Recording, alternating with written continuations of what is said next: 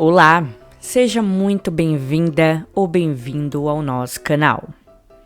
Bom, quem me acompanha aqui sabe que preparar receita de bolo é um processo cheio de regras e que devem ser seguidas à risca, senão tudo dará errado. Se você está iniciando nesse universo cheio de sabor e experiências para lá de criativas, eu recomendo que assista o máximo de vídeo aqui do nosso canal, que está cheio de dicas que vão te ajudar muito.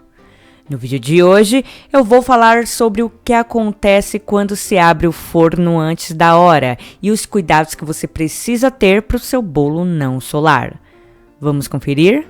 Eu sou a Aline Araújo e esse é o canal Bolos para Vender. O que acontece quando abre o forno antes da hora? Tudo é culpa do fermento.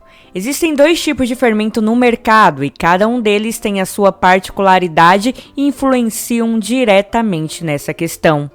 Se você utilizar um fermento que começa a fermentar logo após entrar em contato com os outros ingredientes, a massa deve ser levada ao forno imediatamente. Ambos os fermentos intensificam o processo de fermentação com o calor do forno, por isso é tão importante pré-aquecer o forno a 180 graus por no mínimo 15 minutos. Se o forno não estiver quente o suficiente e o fermento já tiver começado a agir quando misturado aos outros ingredientes, sem dúvidas o bolo irá solar no momento em que você colocar no forno. O forno não estará quente para continuar o processo, então ele é interrompido bruscamente. A massa perderá toda a sua estrutura e não terá mais força para restabelecer. A mesma coisa acontece quando abrimos o forno antes da hora. Depois de quanto tempo pode abrir o forno? Por mais que o fermento comece a agir de imediato quando colocamos na massa, ele ainda precisa de um bom tempo para chegar no limite de desenvolvimento. Não só isso, a temperatura é fundamental para manter o bolo alto e macio. Para assar a massa do bolo desenvolvida pelo fermento são necessários 30 minutos. Esse é o limite de segurança, independente do tipo de fermento que você utilizar. O tempo ideal de forno para assar corretamente a massa sempre será de 180 graus. Já vi casos de pessoas que têm fornos diferentes, ou seja, que não apresentam a opção 180 graus.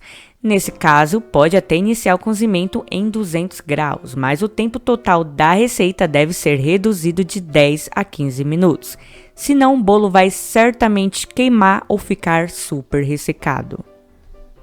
Em geral, segure a ansiedade e aguarde até o final da receita sem abrir o forno. Não há com que se preocupar, seu bolo estará prontinho em 35 minutos. São necessários de 5 a 10 minutos para o bolo dourar, dependendo da potência do seu forno. Então, o bolo sairá perfeito em 35 a 40 minutos, exatamente o que pedem as receitas de bolo simples. É claro que existem receitas com massa mais líquida ou com muitos ingredientes que precisam de um tempo a mais para consolidar a massa.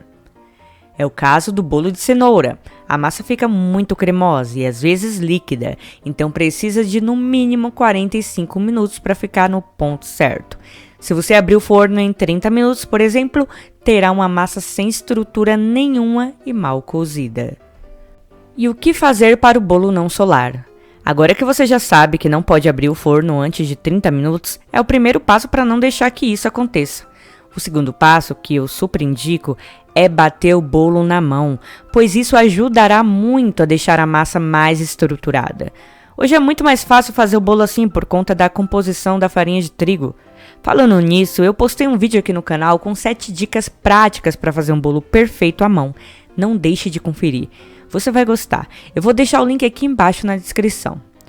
Outro motivo que faz o bolo solar é a adição maior de líquidos na massa. A medida precisa ser estritamente balanceada. Se você colocar maior quantidade de ingredientes secos, seu bolo poderá esfarelar ou ficar ressecado demais. Por outro lado, se tiver maior quantidade de líquidos, pode ter um bolo solado, pesado ou cru no meio. Por isso é sempre importante escolher ovos médios e no mesmo tamanho. A medida de leite ou água sempre será de 1 xícara de chá para 3 xícaras de chá de farinha de trigo. Então não tem como errar. Aplicando todas essas técnicas, tenho certeza de que seu bolo sairá incrivelmente perfeito e com todo aquele sabor de bolo caseiro. Espero muito que tenha gostado dessas dicas. Não se esqueça de deixar o seu joinha aqui pra gente. Ele é muito importante para que o YouTube entregue esse conteúdo para mais pessoas. Aproveite e compartilhe essas dicas com seus amigos. Eu vou ficando por aqui. Um forte abraço e até o próximo vídeo.